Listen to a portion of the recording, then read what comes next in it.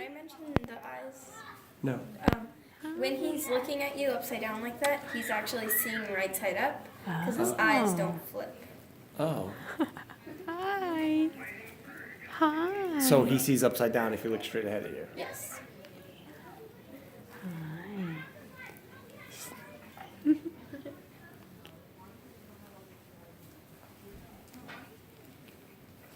Are they endangered? Are they? Oh wow. They're just in the kind of in between before endangered. But especially in the wild, they're just so slow. This is Velcro the sloth. They get on the road. He's the best. But they stay in the trees mostly, right? Yeah. Unless they actually come down and go to the bathroom.